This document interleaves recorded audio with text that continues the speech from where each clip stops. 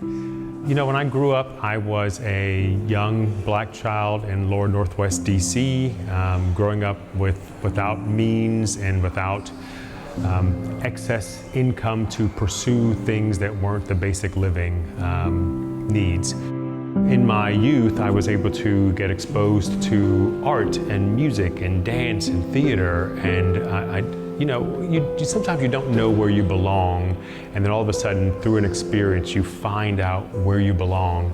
And I remember I got the chance to be Hansel in the third act of Hansel and Gretel, and I remember doing something on stage and the room erupted in laughter, and that was like the moment I knew what I was supposed to do, and I knew where I belonged, and I knew that this was something that I needed to continue doing to get that feeling back again.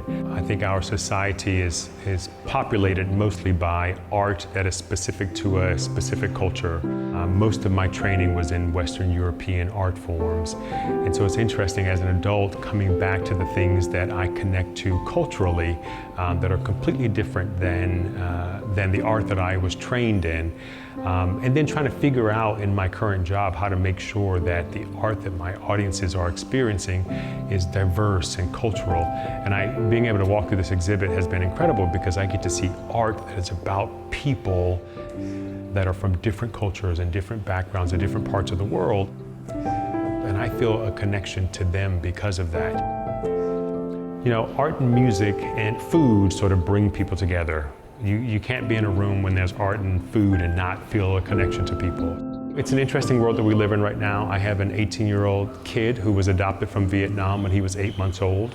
A few years back, when the immigration became sort of a subject of current events, he and I became a little scared about his adoption status. So we had to go back and file some more paperwork and took a trip back to Vietnam. He sort of felt more of his belonging. But it's interesting we have that shared experience.